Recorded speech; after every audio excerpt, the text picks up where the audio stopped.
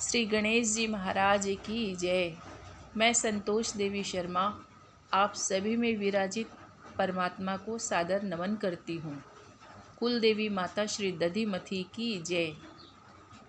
या देवी वरदा चराचरमयी मायामयी चिन्मयी शब्द ब्रह्ममयी परात्परमयी ज्योतिर्मयी वाङ्मयी सर्वैश्वर्यमयी महासुखमयी श्रद्धामयी धीमहि पायात् सा जगदम्बिका दधिमथी माता सदा श्रीमयी माता सदा वाङ्मयी।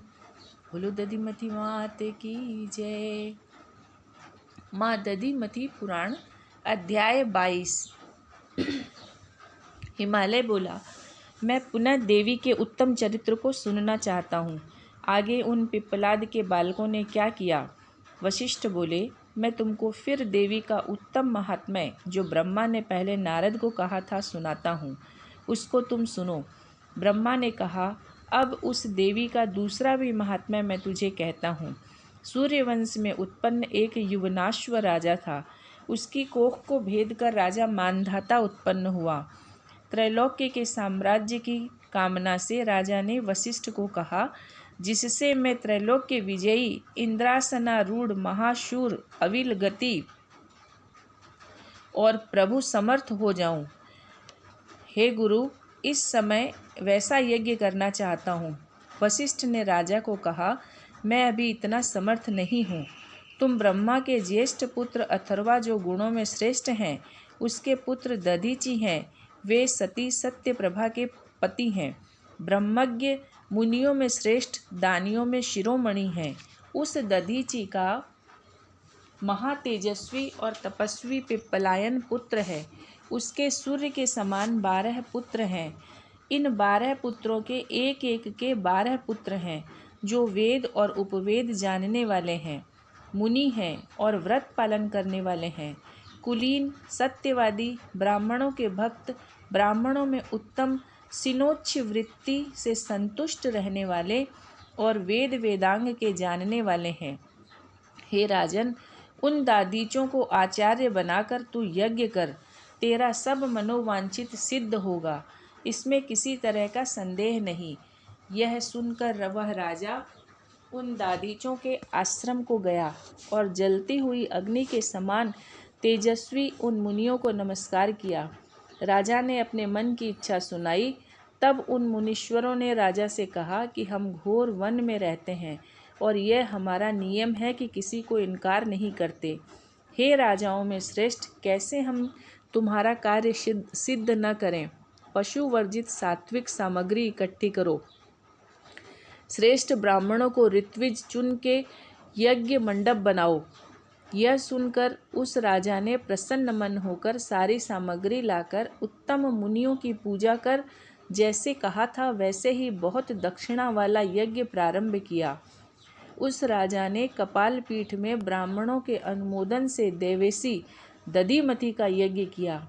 उस राजा के जप करने वाले ब्राह्मणों ने चारों वेदों के साथ महामाया के महास्तोत्र का मंत्रों के साथ जप किया। ज्ञान रूप आदि ज्योति रूप प्रकाशमान करोड़ों ब्रह्मांडों की रचना द्वारा क्रीड़ा करती हुई अपने स्वरूप में रमण करने वाली दिव्य रूप परिणाम वाली श्यामा देवी दधिमथी हमें सदा पवित्र करे। ऋंकार रूप वाली महामाए स्वतंत्रता कला से परे कला रूपा, बिंदु रूपा, नाद रूपा, ओंकार रूपा, प्रकृति रूपा, बुद्धिमती, तेज वाली, संसार को धारण करने वाली महालक्ष्मी, महाकाली, महासरस्वती, रमा, राजराजेश्वरी, बुद्धि स्वरूपा, सिद्ध रूपा, मनोहर रूप वाली, नित्य रूपा, महारात्रि, कुल कुंड में सोने वाली, श्याम वर्ण रमण करने वाली, प्रमाण रूपा, काम स्वरूपिणी, पार्वती, माहेश्वरी, ईश्वरी, भोगों को देने वाली, 14 लोक रूपिणी, वाणी रूपा, सरस्वती रूपा, शतंभरा, संध्या रूपिणी, सरस्वती गोत्र स्वरूपा, मोहिनी, ऋतुजा, ऋग्वेद रूपा, सामवेद रूपा, अथर्ववेद रूपा, यज्ञ की वेदी रूपा, यजुर्वेद रूपा, वेदों से स्तुति की हुई, पुराण रूपा, इतिहास रूपा, शास्त्र रूपा, वेद रूपा, समभाव रूपा, गति रूपा, बुद्धि रूपा, मुक्ति को देने वाली, रत्न रूपा, विष्णु रूपिणी, शुभ करने वाली, कल्याण रूपा, पृथ्वी की मुकुट रूपा, तरुणी, हंस पर सवार, हंस रूपिणों, सोहम शब्द से उत्पन्न होने वाली, भाव रूपिणी, अमृत रूपिणी, अणिमा रूपा, महिमा रूपा, प्राप्ति रूपा,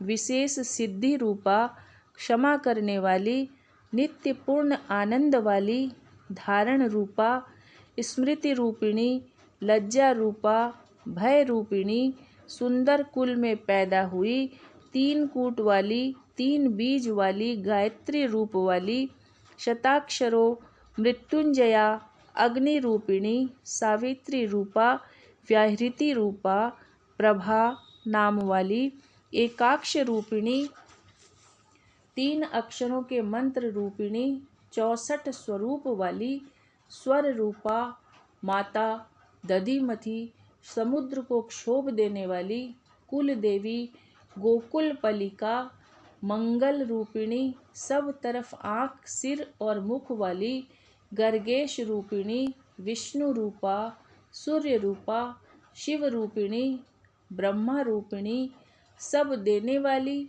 सब रूप वाली, देवताओं की माता, सबसे परे, ये देवी के 108 नाम हैं। सर्व सिद्धि का प्रदान करने वाले इस स्तोत्र का उस राजा के ऋत्विजों ने जप किया। जो इसका बारंबार पाठ करता है वह समस्त कामनाओं को प्राप्त होता है। कपाल पीठ के दर्शन करने का पुण्य प्राप्त होता है, इसमें संशय नहीं। विद्या, धन, पराक्रम, स्त्री, बालक और अपनी इच्छा की हुई वस्तु, गया हुआ राज्य, गया हुआ धन सारा अवश्य प्राप्त होता है। इस प्रकार यत्नपूर्वक मुनियों द्वारा देवी का जप किया गया। तब करोड़ों सूर्यों के समान चमक वाली महामाया प्रकट हुई, जिसके हाथों में स्त्रक और स्त्रुआ थे, और जो यज्ञ कुंड से उत्पन्न हुई थी, सोने के समान केश वाली, वरदान देने वाली, अच्छे ऐश्वर्य वाली, वेदों से स्तुति की हुई उस मातेश्वरी को देखकर सब मुनि तथा राजर्षियों में उत्तम उस मानधाता ने नमस्कार कर महाराज के योग्य सामग्री से पूजा की, और फिर भक्ति से नम्र मूर्तियां जिनकी ऐसे इन सब ने स्तुति की। मुनि बोले, हे ईश्वरी, हे माता, हे विश्वरूपिणी, हे त्रिलोकी की रक्षा करने के नियमों का भले प्रकार धारण करने वाली, अनेक प्रकार के यज्ञ रूपी शरीर वाली, तू यज्ञ करने वालों के लिए फलमुखी, फल देने वाली और फल रूपिणी है। शिव, विष्णु, ब्रह्मा आदि देवता तेरे चरण कमल का सहारा लेकर तेरी अनुकंपा से संसार को संहार, पालन और उत्पन्न करने के क्रम से समर्थ होते हैं। अनेक प्रकार के तीर्थों का समुदाय और देवताओं का समूह ये स्वतंत्रता नहीं है, इसलिए हमारी परतंत्रता को दूर कर। हे संसार के मंगलों की मंगल रूप, हे शिवे, हे कल्याण समूह की प्रफुल्लित करने वाली, हे महोदये, तेरी जय हो। यदि दधीचि ऋषि ने इंद्र को अपने अस्थि प्रदान करने से सुकृत किया है, तो तू भगवती परमा हम पर प्रसन्न हो और शरीर धारण कर हमारी कुल देवी हो। सूर्य वंश में उत्पन्न हुआ यह राजाओं में श्रेष्ठ मानधाता इंद्र से अधिक वैभव की इच्छा करता है। इसमें कामना पूर्ण करने वाली तेरा सहारा लिया है, सो तेरा बालक होने से तेरा कृपा पात्र हो। जो पुरुष मरण, जन्म और जरा रूपी दुखों से रहित तेरे चरण की शरण लेता है, हे दया सागर भगवती, वह परिपूर्ण वैभव से युक्त होवे। इस प्रकार स्तुति की हुई यज्ञेश्वरी यज्ञ कुंड से उत्पन्न हुई माता गंभीर वाणी से मुनि और राजा से बोली, हे मुनियों में श्रेष्ठ, तुमने मेरी ही शरण ली है। इसलिए तुम्हारे कार्य करने वाली मैं तुम्हारी कुल देवता होती हूँ। मेरी कृपा से तुम्हारे वंश के पुरुष बुद्धिमान, यशस्वी, कुलवान, यश वाले और महाभाग्यशाली हुए। जो कोई तेरा अनादर कर दूसरे देवता को मानेंगे, उनकी आशा सफल नहीं होवेगी और नाना प्रकार के दुखों से दुखी होवेंगे। प्रयाग से शुरू कर पुष्कर तक जो यात्रा कही गई है, उसका अवभूत स्नान इस कुंड के स्नान से सफल होगा। फिर देवी ने राजा से कहा, तुम चक्रवर्ती, बड़ी कीर्ति वाले, इंद्र से अधिक बल वाले, राजा के वंश के प्रवर्तक, 3 लोकों के एक पति, दुष्टों को दंड देने वाले, हे राजन, तुम्हारे वंश के लोग सब राजा बनेंगे। मेरे अंश से उत्पन्न हुई शक्ति को भक्ति से युक्त उन्नत कुल वाले सात्विक मुनियों से सेवित इस कपाल पीठ में यज्ञ आदि के समय भैंसा, बकरा, भेड़ आदि की हिंसा न करे। जो मूर्ख, कामी, घमंडी पुरुष पशु हिंसा करेंगे तो वे मेरी आज्ञा से सर्वार्थ से भ्रष्ट होवेंगे।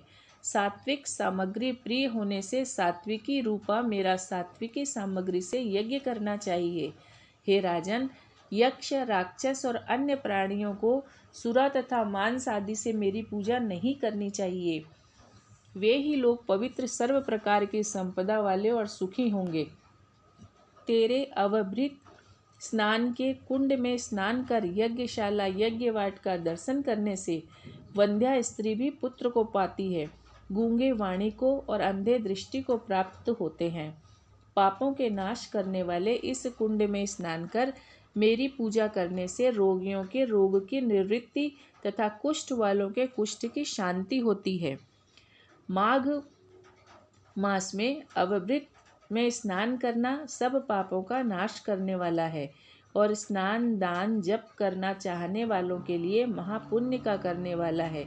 माघ की शुक्ल सप्तमी को केदार के सदृश इस कुंड में स्नान कर तर्पण कर षोडशाक्षर महामनु के मंत्र को जो मनुष्य जप करेंगे वे निसंदेह सिद्ध होंगे।